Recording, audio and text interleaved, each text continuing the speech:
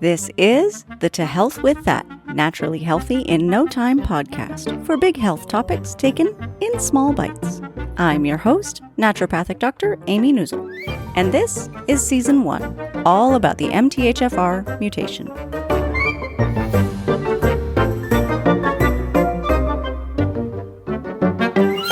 Today I want to talk about the bucket theory, specifically the bucket theory and MTHFR. The bucket theory isn't a new thing. It's been around for a long time in a lot of different iterations. It is, however, incredibly relevant to the MTHFR problem, and many of us have lived out the stages of the theory unknowingly.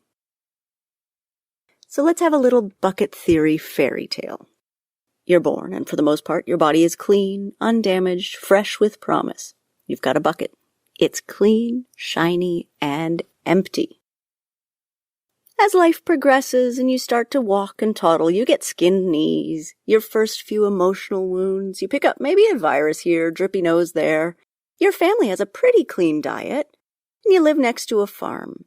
Your bucket starts to pick up a few things inside of it. A few toxins, a few viruses, maybe some emotional stressors.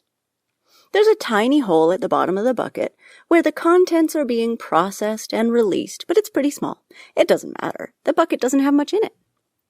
You're growing up. Life is great. Sure, high school kind of sucked, but you're off to university and all the fun that goes with it. You get hit with mono, but you got it from your first love, so it's totally okay.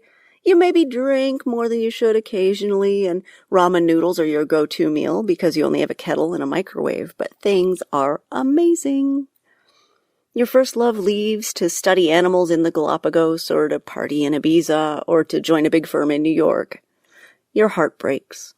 You spend a few months mooning around, eating carbs, and going on meaningless dates. Now you're entering the workforce, the hours are long, and God knows you don't want to miss out on social time, so you're burning the candle at both ends, but you're young, it doesn't matter. That old soccer injury plays up every now and then.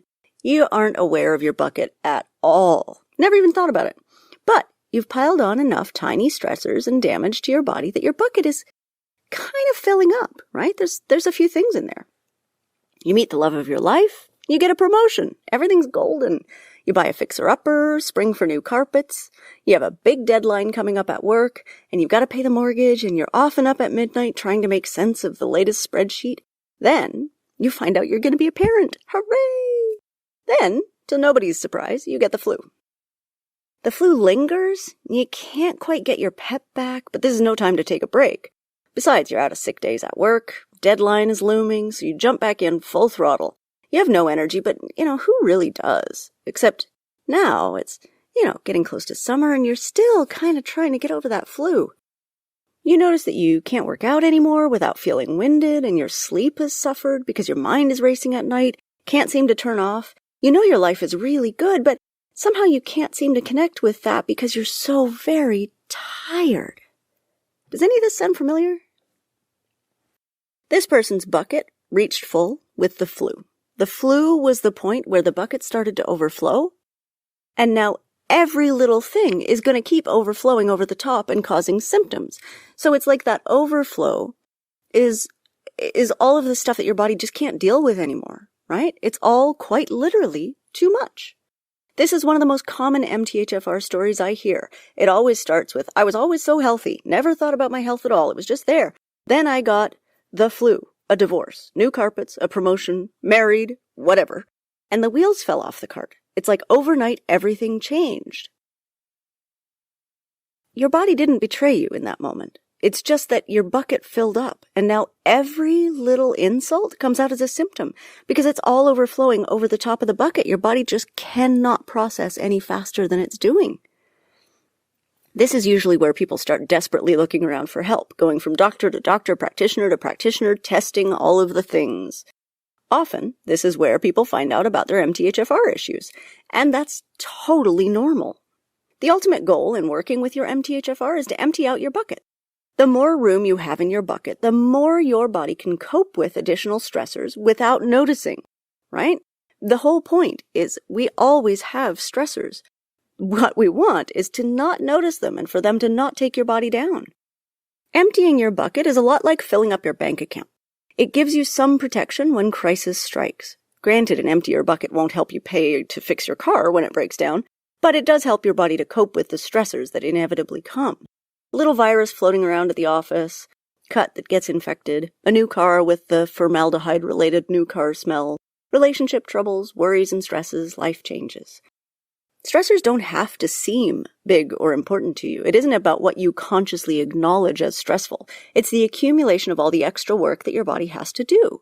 It has to process toxins all the time, has to fight off bacteria, has to metabolize your food, has to fight off viruses, has to manage stress hormones, has to cope with tiny nutritional insufficiencies, and deal with all of the physiological changes that come with strong emotions. In terms of MTHFR, optimizing your methylation pathway, doing your slow detoxification, cleaning up your diet, and helping yourself to regulate your emotions all help to empty out the bucket. A full bucket doesn't empty overnight. That is a myth. All you can really do is make the holes at the bottom of the bucket a little bit bigger so that you can process your junk a tiny bit faster. Giving yourself buffers takes time and it takes patience, and you have to be willing to play the long game.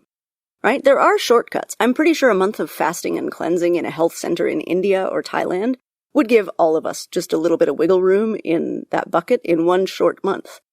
Given that most people don't have the luxury, we're left with slower options. Also, the month-long detox can be undone pretty quickly too, right? It's really easy to fill that bucket back up.